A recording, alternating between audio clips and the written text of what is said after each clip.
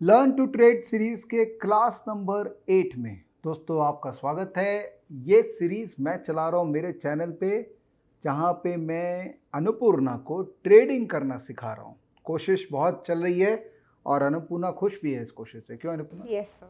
मज़ा आ रहा है? Yes, sir. It's अरे fun. Good good. जब तक सीख रहे हो तब तक तो बहुत फन है, जब पैसे लगते हैं और जब उसमें माइनस दिखता है तो उसका अपना ही फन है ना? नहीं आपके साथ अच्छा ही होगा। बस पॉजिटिव रहिए, एकदम एक्सट्रीम लेवल ऑफ पॉजिटिविटी कि मैं कर सकती हूँ, मैं कर सकती हूँ। आप जब भी मार्केट सुबह आप देखें, जो आप देखेंगे इवेंचुअली जब आप ट्रेडिंग करने लगेंगे तो अपने आप को ये बोलिएगा कि मैं कर सकती हूँ, बस। और फिर सीगरेट कीजिएगा कि चलो आज ट्रेड करते हैं क्योंकि मैं कर सकती हूँ। Your subconscious mind, as I said last time, should always be extremely positive. और आपको नेगेटिव लोग जितने भी आपके अराउंड में है ना, उनको बाय कर देना है। चलो मेरे जीवन से तुम्हारा कोई रोल नहीं मेरे साथ। ट्रेडिंग क्योंकि इतना इंटेंस काम है ना। Do you play sports? No, sir. अल कुछ भी स्पोर्ट्स नहीं? Sports नहीं खेलती हूँ. अरे यार, कुछ तो चेस, हाँ, टीटी TT खेलती हूँ, sir. टीटी खेलती हो? तो जब टीटी खेलती हो तो कैसा रहता है एकदम कंपटीशन? कैसा you feel? Very competitive? So I play with my brother. Friendly game. अरे friendly game, no competitive game with No, anyone? sir. वैसे यार, एवरी पर्सन हैज हिज और हर ओन स्टाइल। जैसे I don't like to compete with people, Okay. तो I love games where I can compete with myself, Mm-hmm. Like swimming. So I am actually a district swimming champion.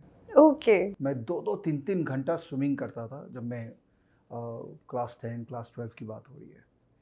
देखो, मुझे अपने अपने आप को challenge करने में बड़ा मज़ा आता था। अगर मुझे तुम दूसरों के साथ कॉम्पीट करने वाला गेम करवा दोगी ना, I don't enjoy, maybe I lose. जैसे अभी मेरा latest passion is cycling.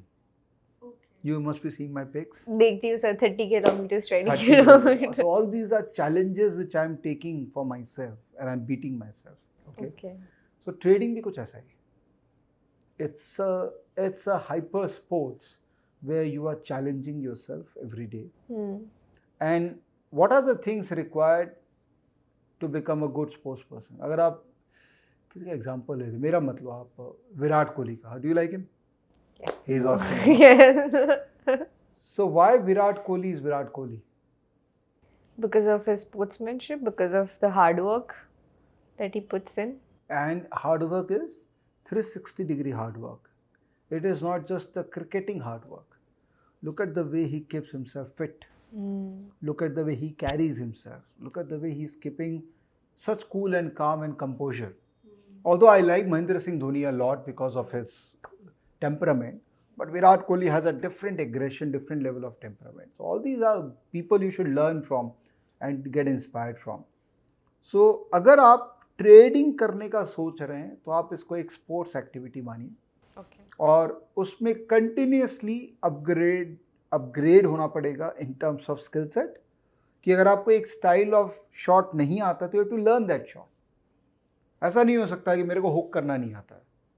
Okay. For example, Saurav Ganguly was never comfortable in hook shots. But then he learned, and then at some one point of time he gave answer to people कि अरे तू मेरे को क्या bouncer दे रहा है, मैं hook करता हूँ। So trading में भी वही चीज़ है। And the most important is the temperament, which last video I told you about the subconscious mind and how you have to prepare yourself to remain very very strong when the tough time is happening. जैसे मैं आपको example देता हूँ, कुछ दिन पहले NSE में कुछ हुआ, एक्सचेंज बंद हो गया और ट्रेडिंग नहीं हो रही थी, and I saw lot of retaliations on social media where people were abusing exchange, abusing broker, saying that मेरे इतने रुपए लग गए, मेरे उतने रुपए लग गए. So I have just one thing that ये हो सकता है, and real test of a character comes the way you react to these situations. Situation कुछ भी आ सकती है ना, because ultimately your life is a accumulation of probabilities. When you leave home and plan to come to office, there is a certainty that you will reach office. No. So ultimately it's a technology, anything is possible. And if you react in a negative way in such situation, then it talks a lot about your character. And stock market में strong characters ही पैसा बनाते हैं, weak लोग पैसा नहीं बनाते, वो खोने आते हैं और experience लेके चले जाते हैं, right? तो ये अगेन एक छोटा सा ज्ञान वीडियो चालू करने के पहले। Right sir. तो लास्ट वीडियो देखा, कैसा, उसमें लर्निंग कैसा था? रिपीट किया होगा वीडियो, देखा होगा वापस से? हाँ sir, so it was fun. जो सेक्टर रोटेशन के बारे में हमने बात किया, बट सर जैसे फर्स्ट में आपने डेरिवेटिव्स मेंशन किया था, सर आप बोले थे बाद में बताएंगे, but sir if we can cover this in that. गलती हो गई वर्ड यूज करके गलती हो गई, क्योंकि डेरिवेटिव ऐसा है ना कि सबको मन चल जाता है डेरिवेटिव वर्ड से। तो चलो इंट्रोड्यूस कर देता हूँ आज, करना नहीं है लेकिन प्लीज़ अभी, बिकॉज ये सही में डेंजरस हो सकता है अगर इसको ठीक से बिना समझे करेंगे तो। बट कॉन्सेप्ट समझना ज़रूरी है, बिकॉज अल्टीमेटली शेयर बाज़ार में अगर आप ट्रेडिंग करना चाह रहे हैं तो डेरिवेटिव्स को आपको अडॉप्ट तो करना पड़ेगा। यू कान से कि मैं सिर्फ कैश मार्केट में ट्रेडिंग करके बड़ा पैसा कमाऊंगा, क्योंकि जब आप कैश मार्केट में ट्रेड करते हो, कैश मार्केट मतलब जब आप डिलीवरी बेस काम करते हो कि आपने आज लिया और आज ही बेच दिया तो वो इंट्राडे है, बट इंट्राडे में उतने पैसे नहीं बनते कैश मार्केट में। ओके। आज आपने डिलीवरी लिया और आपने कुछ दिन बाद बेचा, जिसको स्विंग ट्रेडिंग बोलते हैं, उसमें पैसे बनते हैं, बट उसमें डिलीवरी लेने के लिए आपको पैसा लेके आना पड़ेगा ना। सपोज आपने 100 शेयर रिलायंस का खरीदा, रिलायंस का भाव चल रहा है तकरीबन अभी 2100, तो 100 शेयर रिलायंस 2100 मतलब 2,10,000 रुपये चाहिए, कहाँ से लाएंगे? आपके बैंक में कितने बैलेंस है ब्रोकर अकाउंट में? सर इतने तो नहीं कितने हैं? अभी तो मैंने 50,000 डाला है। 50,000 डाला। अब ये देखो 50,000 अगर आप डाल रखे हो, अगर आपको 5 स्टॉक में पोजीशन लेना है तो हर स्टॉक में 10,000 का पोजीशन लोगे। अगर रिलायंस से आपको लेना है एक, तो 2100, तो 10,000 डिवाइडेड बाई 2100, 5 शेयर, 5 शेयर में कितना तो रुपया जमा हो जाएगा। तो 50,000 में तो आपको एब्सोल्यूट टर्म्स में बहुत पैसे बनेंगे नहीं, तो आप डीमोटिवेटेड हो जाओगे कि पूरा दिन भर लगी हुई हूँ, इतना होमवर्क कर रहे हो, इतना काम करवा रहे हैं सर, और लास्ट में एब्सोल्यूट टर्म्स में महीने का 1,000 रुपया बन रहा है, 2,000 रुपया बन रहा है। ये काम बंद करो, अपने को नहीं करना है काम। तो या तो आपको एक साइज ऑफ कैपिटल लेके मार्केट में उतरना पड़ेगा। Okay. 50,000 is a good amount to learn, but 5 lakh रुपए अगर आपके पास में हो और आप अगर महीने का 5% रिटर्न जनरेट कर रहे हो, which is conservative as a trader, तो आप 25,000 रुपये महीना कमा रहे हो, which is a decent figure. You feel motivated to be in the market when you earn 25,000 rupees a month. अगर 2,500 रुपये महीना खाली कमाना है तो ये काम ही क्यों करना है? फिर तो टाइम वेस्ट हो रहा है ना। और आपका सबसे बड़ा करेंसी क्या लाइफ का? टाइम। राइट। टाइम निकल गया तो फिर नहीं आएगा ये लोग नहीं समझते, जो मार्केट में बैठ के टीवी देख रहे हैं, जो ट्विटर में लगे हुए हैं, जो ट्रेड आजकल तो क्या डिस्काउंट ब्रोकर्स हो गए, तो लॉग इन कर लो ट्रेडिंग टर्मिनल, भाव देखते रहो, भाव देखते रहो। अरे भैया, भाव तुम देख रहे हो, तुम्हारा समय जा रहा है, यही तो समय है तुम्हारा जीवन में जहाँ तुम कुछ कर पाओगे। 5 साल बाद रिपेंट करोगे कि क्या फालतू समय भाव देखने में लगा दिया। ब्रोकर तो खुश है, एक्सचेंज खुश है, रेगुलेटर खुश है, दुखी कौन है? तुम है, इन्वेस्ट तुम कर रहे हो अपना समय। तो बेयर मिनिमम कैपिटल होना बहुत ज़रूरी है। तो 50,000 रुपये में कुछ नहीं होगा कैश मार्केट में, लेकिन इसको हमको लिवरेज अगर मिल जाए तब हम बहुत कुछ कर सकते हैं। ओके। तो derivative is an instrument which gives you natural leverage, कि 50,000 रुपये से आप ज़्यादा का पोजीशन ले सकते हैं। ओके। ठीक है। एक कॉन्सेप्ट क्यों बना था, डेरिवेटिव आया क्यों था दुनिया में? किसका माथा खराब था, उसने डेरिवेटिव चालू किया? तो जब फार्मर्स कुछ उगाते हैं तो वो एक रिस्क कैरी करते हैं। क्या रिस्क है? कि जब तक मैं बीज डालूंगा और जब तक वो आउटपुट आएगा तब तक तो बहुत समय बीत जाएगा। बीज तो मेरे को आज ही डालना है, तो डालने के लिए, सचाने के लिए मुझे खर्चा करना पड़ रहा है। बट आउटपुट अगर नहीं आया तो बारिश आ गई, बाढ़ आ गई, तो मेरा आउटपुट खराब हो गया, तो खर्चे लग गए, कमाई कुछ हुआ नहीं, तो मेरे नुकसान हो गया। इस प्रोसेस को बचाने के लिए एक कॉन्सेप्ट इंट्रोड्यूस किया था हेजिंग का। ओके। हेजिंग का कॉन्सेप्ट ये था कि अगर फार्मर किसी मिल के ओनर से कॉन्ट्रैक्ट कर लेता है कि देख मैं 2 महीने बाद तुमको ये बेचूंगा और तू आज लिख के दे कि तू मेरे को इतना प्राइस देगा। ओके। ठीक है। तो मेरे को पता है, फार्मर को पता है कि बनाने में मेरे को बीज डालने में, सचेतने में, सब कुछ करने में मुझे 100 रुपये का कॉस्टिंग आया, और मैंने मिल ओनर को बोल दिया कि तू मेरे को आज कमिट कर दे कि 125 रुपये में तू मेरे से खरीदेगा 3 महीने बाद, एग्रीमेंट कर ले। तो फार्मर खुश। अब सपोज बाढ़ आ गई और सब कुछ खत्म हो गया, तो किसको प्रॉब्लम होगा?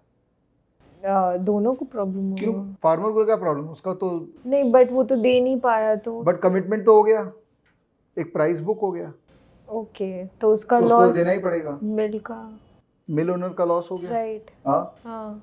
फार्मर का लॉस हुआ नहीं, बट क्रॉप्स का लॉस हुआ, क्रॉप्स का लॉस रुपए हुआ। तो आ गए उसको। रुपए आ गए। हाँ। ऐसे कैसे आ गए रुपए?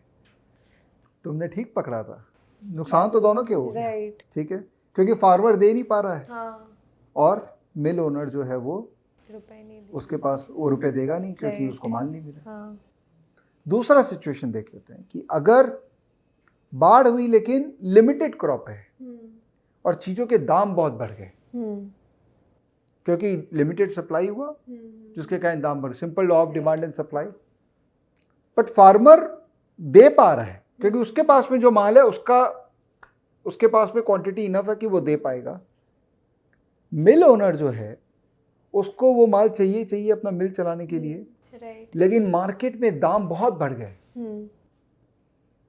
लेकिन उसका फार्मर के साथ में कॉन्ट्रैक्ट किया हुआ है कि तुमको मेरे को उसी प्राइस पे देना पड़ेगा। तो फार्मर का एक ऑब्लिगेशन है कि भैया आप 125 रुपये में ले लो, क्योंकि मैंने आपके साथ में कॉन्ट्रैक्ट किया है। तो ये किसके लिए हेजिंग हो गया? मिल ओनर के लिए हेजिंग हो गया, राइट। तो दोनों पार्टी के लिए एक हेजिंग मैकेनिज्म डिफाइन किया गया था कि आप कॉन्ट्रैक्ट कर लो ना कि इतना टाइम में आप ऑब्लाइज हो कि आपको देना पड़ेगा और उसी प्राइस पे होगा। ये था डेरिवेटिव का पहला कॉन्ट्रैक्ट। ओके, ठीक है, इसको कहते हैं डेरिवेटिव टर्म्स में, इसको कहते हैं फ्यूचर्स। ओके, ठीक है, चालू हुआ था ये कॉन्सेप्ट फॉरवर्ड के नाम पे। फॉरवर्ड और फ्यूचर दो अलग अलग कॉन्सेप्ट है, ठीक है, अच्छा। बहुत ही माइनर डिफरेंस है, but you should understand. Forward is कि कोई भी दिन का किसी भी प्राइस पे मैं तुम्हारे साथ एग्रीमेंट कर सकता हूँ।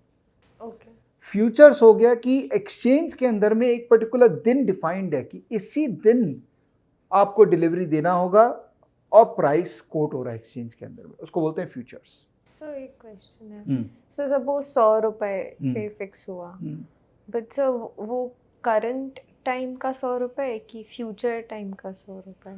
तो 100 रुपये जो फिक्स हो गए ये है फ्यूचर टाइम का 100 रुपये, कि उस समय जब हम डिलीवरी आदान प्रदान करेंगे तो वो 100 रुपये उस समय आपको देना पड़ेगा। ओके, तो आज की डेट में फ्यूचर का वैल्यू डिसाइड हो गया, राइट। ठीक है। अब इसमें रिस्क क्या है? रिस्क ये है कि फ्यूचर में जब फार्मर मिल ओनर के पास में गया तो मिल ओनर ने बोला कि जा मैं नहीं करता ऑब्लाइज, तो रिस्क है, क्यों मना कर सकता है कि मैं नहीं करूंगा ऑब्लाइज, तो फिर कोर्ट कचहरी करो, केस करो। उस रिस्क को हटाने के लिए एक सिस्टम इंट्रोड्यूस किया गया कि चलो थोड़ा मार्जिन के रूप में पैसा कमिट कर देते हैं कि अगर तुमने ऑब्लिगेशन नहीं किया तो तुम्हारा मार्जिन का पैसा डूब जाएगा, उसको आप एक तरह से एडवांस मान लो। अच्छा, तो अगर 100 रुपये का मेरा तुम्हारे साथ ऑब्लिगेशन हो गया है तो 10 रुपया चलो मार्जिन के रूप में जमा कर देते, ठीक है। तो वो 10 रुपया जो जमा हुआ, तुमने अपना 10 रुपया जमा कर दिया कि मेरा ऑब्लिगेशन है कि हम तुमको माल देगा, और उसने अपना 10 रुपये जमा कर दिया कि मेरा ऑब्लिगेशन है कि हम तुमको पैसा देगा। तो ये जो 20 रुपया है ये किसके पास है? एक बीच में किसी को बोल दिया गया जो कि से गांव का सरपंच है कि सर हम आपको 20 रुपया दे रहे हैं और आप हमारे कंफर्मेशन इस कॉन्ट्रैक्ट के कि फार्मर को देना पड़ेगा, और अगर फार्मर ने नहीं दिया तो ये 10 रुपया आप फॉरफिट कर लीजिएगा और उसको दे दीजिएगा। ओके, या अगर मिल ओनर ने नहीं दिया तो ये 10 रुपया फॉरफिट कर लीजिएगा और उसको दे दीजिएगा। ओके, ठीक है, तो मीडिएटर हो गया बीच में, राइट। ठीक है।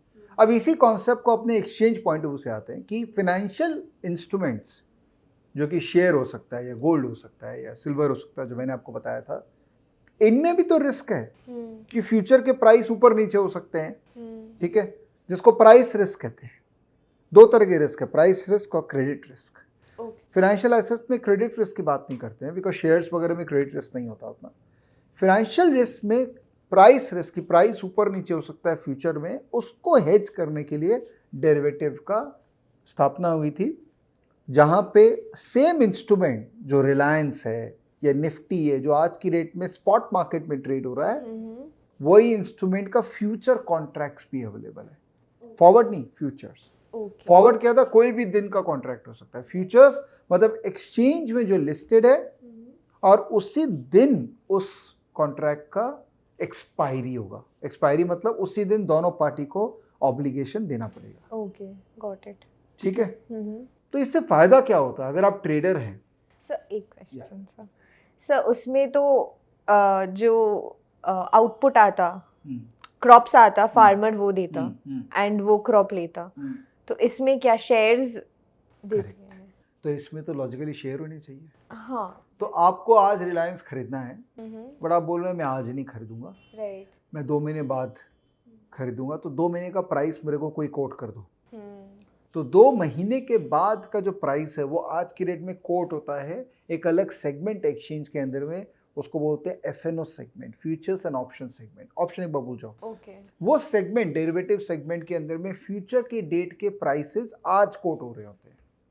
ओके, जिस दिन वो एक्सपायर होगा वो कॉन्ट्रैक्ट, उस दिन जिसके पास में बाइंग ऑब्लिगेशन है वो लेगा शेयर को और पैसा देगा, और जिसके पास सेलिंग ऑब्लिगेशन है उसको शेयर देना पड़ेगा और वो पैसा ले लेगा। ओके, तो शेयर मतलब फिजिकल शेयर। तो सर ये जो प्राइस है ये कौन डिसाइड करता है? मार्केट डिसाइड करता है। ओके, मार्केट फोर्सेस डिसाइड करेंगे कि 2 महीने बाद का रिलायंस का क्या प्राइस होना चाहिए।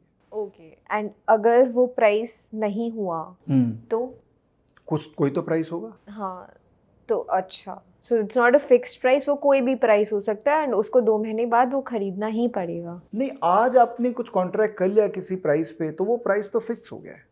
अच्छा, अगर हो सकता है वो प्राइस ऊपर चला गया है तो आपका फायदा हो गया अगर आपने ले रखा है, ओके, और वो प्राइस नीचे चला गया है तो आप ले रखे हो तो आपको नुकसान हो गया। तो प्राइस चेंज भी हो सकता है? प्राइस तो चेंज होगा ही, ओके, बिकॉज सिचुएशन चेंज हो सकती है। 2 महीने बाद कुछ भी हो सकता है। तो आपने सपोज 2000 रुपये में रिलायंस का फ्यूचर्स ले रखा है, राइट, जो कि एक्सपायर होगा सपोज मार्च में। तो एक्सचेंज की वेबसाइट पे अपने चलते हैं। तो एक्सचेंज की वेबसाइट तो आप NSE इंडिया एक्सचेंज का वेबसाइट है, ठीक है। जब आप वहाँ जाएंगे तो कोई भी एक स्टॉक पे चलते हैं। तो let's search for Reliance only, Reliance industries. तो यहाँ पर देखो इक्विटी एक सेगमेंट है, डेरिवेटिव्स एक सेगमेंट है जो हम लोग बात कर रहे थे, ठीक है। डेरिवेटिव्स के अंदर में अलग अलग तरीके के कॉन्ट्रैक्ट्स हैं, फ्यूचर्स कॉन्ट्रैक्ट्स है और ऑप्शंस कॉन्ट्रैक्ट्स है। ऑप्शंस पे अभी चर्चा नहीं करेंगे, फ्यूचर्स की बात करते हैं। तो रिलायंस अभी स्पॉट मार्केट में, स्पॉट मतलब कैश मार्केट, जो मतलब अभी आपको अगर डिलीवरी लेना है तो उसका दाम चल रहा है 2107। ओके, अभी का मतलब क्या होता है कि आपने अभी अगर ले लिया तो 2 दिन बाद T+2 सेटलमेंट होता है, मतलब 2 दिन बाद आपके डीमैट में शेयर आ जाएगा और आपको 2 दिन बाद उसका पैसा देना पड़ेगा। ओके, पहले आप पैसा देंगे फिर शेयर आएगा। पैसा देने को बोलते हैं पे इन, शेयर आएगा उसको बोलते हैं पे आउट। ओके, ठीक है। तो 2107 हो गया स्पॉट मतलब T+2। ओके, मार्च 25 मार्च का जो एक्सपायरी है, 25 मार्च क्यों है? क्योंकि नियम एक्सचेंज ने बना रखा है कि last Thursday of a month को हम एक्सपायरी रखेंगे। ओके, 25 मार्च को जो रिलायंस ट्रेड हो रहा है उसका प्राइस अभी क्या चल रहा है? बिड एंड आस्क यहाँ दिख रहा है क्या? यहाँ तो नहीं दिख रहा है बिड एंड आस्क। तो ये हमको बिड एंड आस्क अगर लाइव देखना है तो इसको यहाँ जाते हैं, हाँ ये रहा। आप कोई भी ब्रोकर का ट्रेडिंग टर्मिनल देखोगे ना तो वो कॉन्ट्रैक्ट आपको दिख जाएगा वहाँ पे। तो अभी बिड एंड आस्क क्या चल रहा है? 2124, 2124.60। तो स्पॉट चल रहा है 2107 और फ्यूचर चल रहा है मार्च का 2124। ओके, तो फ्यूचर महंगा है। राइट, फ्यूचर तो महंगा ही रहेगा, नहीं सस्ता क्यों रहेगा? राइट, कुछ चीज़ जो आप बाद में खरीदेंगे उसका महंगा होने का चांसेस ज़्यादा है, क्योंकि something called time value of money. कि आज जो 10 रुपये आपके पास है वही 10 रुपया 10 दिन बाद 10 रुपया नहीं रहेगा, उससे ज़्यादा रहेगा, क्योंकि ब्याज ऐड हो जाता है उसके अंदर में। कॉन्सेप्ट मैं बताऊंगा कि क्यों फ्यूचर का वैल्यू ऊपर होता है या फ्यूचर का वैल्यू नीचे होता है। ये हो गया मार्च कॉन्ट्रैक्ट, ठीक है। एक बार before you ask me sir, Feb contract जो कि अभी एक्सपायर होने वाला है आज इनफैक्ट उसका एक्सपायरी है जब हम रिकॉर्ड कर रहे हैं। इसका प्राइस है 2110। ओके 2110 स्पॉट है 2160, मतलब आज जो एक्सपायर होने वाला है उसका प्राइस है 2-3 रुपया ऊपर। ओके तो इस तरह से अलग अलग एक्सपायरी के कॉन्ट्रैक्ट्स हैं। 3 महीने के एक्सपायरी के कॉन्ट्रैक्ट्स होते हैं अवेलेबल है इंडिया में अच्छा इक्विटी में। तो नियर मंथ जो कि फरवरी contract, next month March contract और far month which is an April contract. तो आप किसी भी कॉन्ट्रैक्ट में पोजीशन अपना बना सकते हैं। ओके अगर आपको लेना है तो आप फ्यूचर लेंगे, अगर आपको स्टॉक बेचना है तो आप फ्यूचर बेचेंगे। ओके तो आपने मुझे को लास्ट वीडियो में पूछा था ना कि सर या सेक्टर रोटेशन की जब अपनी बात कर रहे थे कि आप कुछ ले सकते हैं और कुछ बेच सकते हैं। तो कैश मार्केट में तो आप बेच नहीं सकते हैं, बेचेंगे तो आपको शेयर देना पड़ेगा। राइट शेयर तो है नहीं आपके पास में, तो आप देंगे कैसे? बट अपना आपने कहा था ना कि but that is possible. Possible है। एक सिस्टम है एक्सचेंज ने अभी चालू किया, उसको बोलते हैं बोरोइंग, SLB बोलते हैं, security lending and borrowing window, जहाँ पे किसी और के पास अगर वो शेयर है तो आप उससे बोरो कर सकते हो उसको ब्याज देके। बट वो उतना ज़्यादा भी एक्टिव नहीं हुआ है, हो रहा है, धीरे धीरे हो जाएगा। बट अगर आपको शॉर्ट करना है, मतलब आपको बेचना है किसी भी शेयर को, तो आपके पास में होना चाहिए अगर आप कैश मार्केट में बेचना चाह रहे तो। नहीं तो आप डेरिवेटिव में बेच सकते हैं, मतलब फ्यूचर में आप सेल पोजीशन क्रिएट कर सकते हैं। ओके फ्यूचर कॉन्ट्रैक्ट में, क्योंकि आप तो फ्यूचर में बेचने का कमिटमेंट कर रहे हैं। समझ में आ रही है फ्यूचर की कहानी? तो अब आप फ्यूचर में काम करेंगे तो आप एक शेयर का काम नहीं कर सकते हैं। तो एक्सचेंज ने क्या बोल दिया कि यार एक स्टैंडर्डाइजेशन कर लेते हैं कि इतना मिनिमम शेयर का काम करोगे तभी आप फ्यूचर में काम कर सकते हो। उसको बोलते हैं लॉट साइज। ओके जैसे कैश मार्केट में देयर वाज नो लिमिट, मैं एक भी एक शेयर कर सकते हैं, मतलब एक से नीचे नहीं कर सकते। राइट। फ्यूचर में अगर आप करोगे तो एक मिनिमम लॉट साइज होता है, और सारे स्टॉक्स फ्यूचर में अवेलेबल नहीं है, लिमिटेड स्टॉक्स है फ्यूचर में अवेलेबल, बिकॉज एक्सचेंज के कई क्राइटेरिया है कि उसी क्राइटेरिया में जो स्टॉक सेटिस्फाई होते हैं उसी को हम फ्यूचर्स में या ऑप्शंस में, डेरिवेटिव में हम लॉन्च करेंगे। तो लिमिटेड स्टॉक्स में आप काम कर सकते हैं, और सबके इंडिविजुअल लॉट साइजेस हैं, और टिपिकली वो लॉट साइजेस बहुत बड़े हैं, 5 लाख से लेके 10 लाख के वैल्यू के हैं। बट आपके पास तो 50,000 रुपये है, तो 5 लाख का एक्सपोजर 50,000 में तो मिलेगा नहीं। तो अगर आपको 5 लाख का एक्सपोजर चाहिए तो मिनिमम 20 से 25% आपको मार्जिन देना पड़ता है। ओके अगर आपको उसमें पोजीशन लेना है तो मैंने आपको बताया था ना कि आपको मार्जिन देना पड़ता है, विच इज़ अ सिक्योरिटी कि आपकी तरफ से वो ऑब्लिगेशन हो गया है फिक्स, इसीलिए आप इतना रुपया कमिट कर रहे हैं। राइट। तो अगर 5 लाख का वैल्यू और 20% मार्जिन, मतलब आपको 1 लाख रुपया कम से कम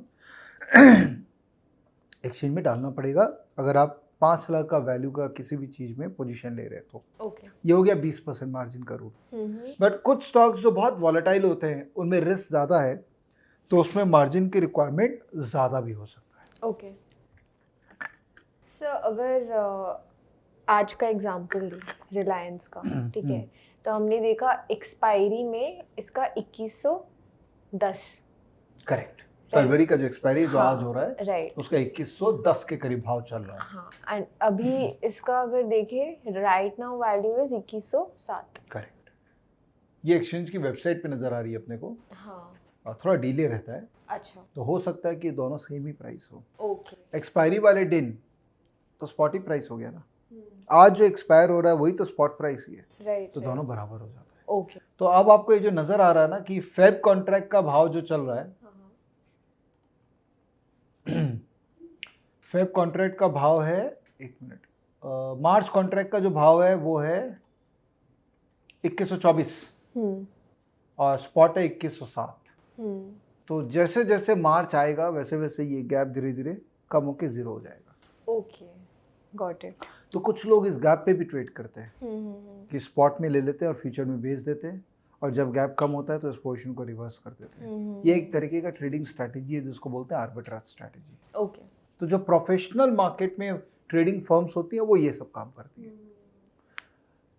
तो आपका जो रिक्वायरमेंट ये था कि सर 50,000 रुपये से मेरे को ज़्यादा पोजीशन लेना है, मैं 50,000 का पोजीशन लूँगी तो मेरे लिए सफिशिएंट नहीं होगा वो, वो तभी हो सकता है जब आप डेरिवेटिव्स को अडॉप्ट करते हैं।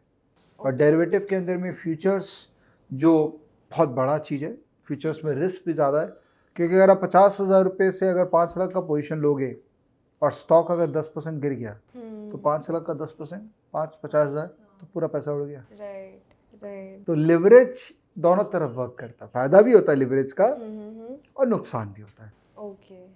कई ब्रोकर्स आपको कैश मार्केट में भी लिवरेज दे देंगे। Okay.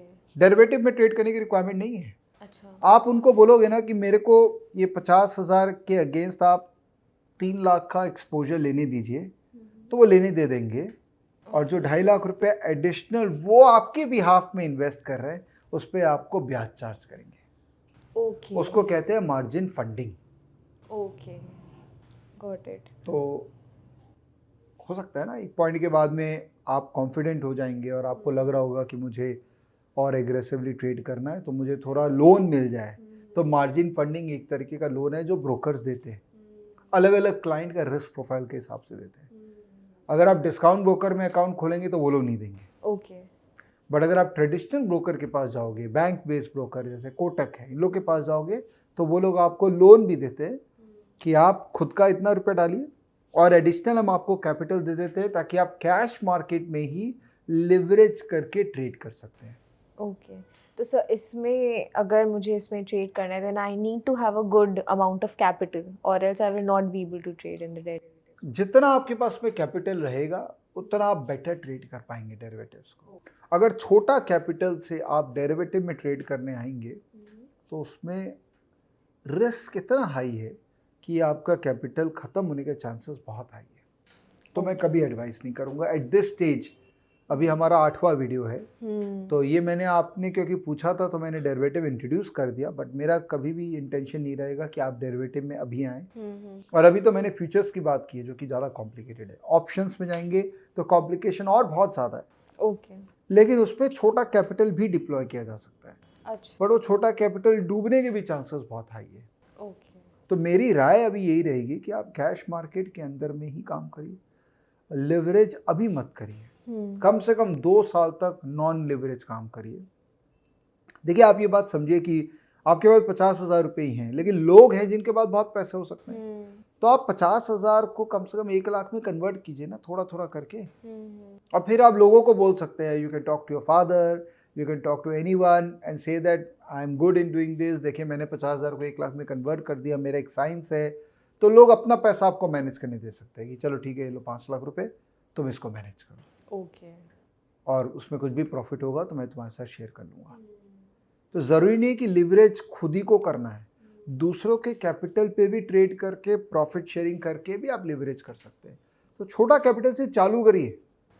50,000 is not that small कि you have to think about it, but don't आने वाला 2 साल कम से कम आप एब्सोल्यूट टर्म्स में रिटर्न को मत देखिए। नहीं तो आपको लगेगा कि 1,000 रुपये तो बन रहे हैं, बट वो 1,000 रुपये बहुत बड़ा अमाउंट है। ओके। क्योंकि वो लर्निंग के साथ में कमाया हुआ पैसा है। ओके। तो 2 साल तक 50,000 को 1 लाख रुपए में कन्वर्ट करने का टारगेट बनाओ। हर महीना 5% 6% रिटर्न जनरेट करो, चाहे छोटा ही है। फिर उसके बाद सोचो कि अगर कॉन्फिडेंस आ गया है तब मैं लिवरेज करूं। तो लिवरेज या तो आप ब्रोकर से मांग सकते हो कैश मार्केट के लिए, लिवरेज या तो डेरिवेटिव में पार्टिसिपेट करके आप नेचुरली कर सकते हो लिवरेज या आप किसी और का पैसा मैनेज करके उसके साथ में प्रॉफिट शेयरिंग का काम कर सकते हैं। ओके। ठीक है, राइट।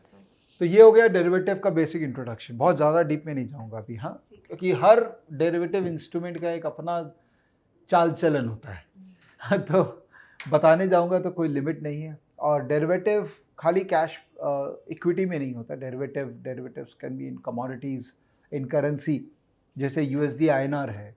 आप देखो NSE के अंदर में ही जाओगे तो यहाँ पर अलग अलग सेगमेंट है। सर नाउ दैट आप कमोडिटीज भी बोल सकते हैं, तो सर कमोडिटीज का भी एक छोटा इंट्रोडक्शन दे दीजिए। कमोडिटी के बारे में बेसिक बता देता हूँ। तो कमोडिटी, तो वैसे तो कमोडिटी में कई तरह की कमोडिटीज़ हो सकती हैं, गोल्ड, सिल्वर, कॉपर एक्सेट्रा। और एग्री कमोडिटीज़ भी हो सकती है, जैसे चना, ग्वार सीड, ग्वार गम। ओके। कुछ भी कमोडिटी जो कि प्रॉब्ली एक रॉ मटेरियल है, लोगों को वो कमोडिटी चाहिए जिससे वो अपना फैक्ट्री चला सकें, तो एक रिस्क है। क्योंकि जो फैक्ट्री ओनर है उसको रिस्क क्या है कि मेरा कमोडिटी जो कि रॉ मटेरियल है उसका प्राइस बढ़ जाएगा, तो मैं उसको हेज करना चाहता हूँ। ओके। तो कुछ भी कमोडिटी को हेज किया जा सकता है। तो एक एक्सचेंज है इंडिया के अंदर में MCX, जो कि कमोडिटी के अंदर में सबसे बड़ा एक्सचेंज है। अगर आप उसके अंदर में जाएंगे तो आपको नज़र आएगा प्रोडक्ट्स के अंदर में वो सारे कमोडिटी जिन पे कॉन्ट्रैक्ट्स है। ओके। और वो कौन से कॉन्ट्रैक्ट्स है? Future contract. एग्जैक्टली। ओके। क्योंकि कमोडिटी के अंदर में स्पॉट ट्रेडिंग यहाँ नहीं होता है। कमोडिटी में स्पॉट ट्रेडिंग होता है मंडी के अंदर में। ओके। कभी आप अभी तो खैर मंडी का एक्ट भी काफ़ी चेंज हो गया है, बिकॉज गवर्नमेंट काफ़ी लगी हुई है कि मंडी इसको थोड़ा पावर कम करे। बट अगर आप शहर के बाहर में जाओगे तो बड़े बड़े मंडीज़ होते हैं एक एक कमोडिटी के। जैसे हमारे कलकत्ता के बंगाल में एक तारकेश्वर एक प्लेस है, तारकेश्वर सुना है? हाँ। वहाँ पर आलू का मंडी लगता है। ओके। तो वो मंडी क्या होती है? बड़ी बड़ी मंडीज़ होती है जहाँ पे छोटे छोटे लोग अपना अपना होलसेलर शॉप लगाते हैं और लोग वहाँ पर अपना प्रोडक्ट को बेचते हैं, और वो होलसेलर फार्मर से कलेक्ट करते हैं। तो वो पूरा वैल्यू चेन है, फार्मर से मंडी, मंडी से हमारे घर तक रिटेलर लेके आता है। ओके। तो ये वो नहीं है, ये है फ्यूचर्स कॉन्ट्रैक्ट्स, ये डेरिवेटिव्स एक्सचेंज, जहाँ पे अगर आपको पोजीशन डेरिवेटिव्स पे लेना है तो आप यहाँ पर आके ट्रेड कर सकते हैं। ओके। तो sir, but as a common person, why would I want aluminium or copper or lead or nickel? मतलब very good question. So as a common person हमको क्या मतलब है, हमको क्या दरकार है इन सब में ट्रेड करने का? राइट। तो जब हमारे पास पैसे हैं और हम मार्केट में ट्रेडर बनना चाहते हैं तो हमारा एक ही काम है, ट्रेडिंग करके पैसा बनाना। आप ट्रेडिंग रिलायंस में कर रहे हो, या एल्यूमिनियम में कर रहे हो, या USD INR में कर रहे हो, या ऑरेंज जूस में कर रहे हो, that should not matter you. तो सर ये कमोडिटीज, आई थॉट कमोडिटीज में जब हम लोग ट्रेड करते हैं तो कमोडिटीज ट्रांसफर होती है, नहीं? ये कमोडिटीज़ जो, हाँ ऑफ कोर्स कमोडिटीज़ ट्रांसफ़र होती है।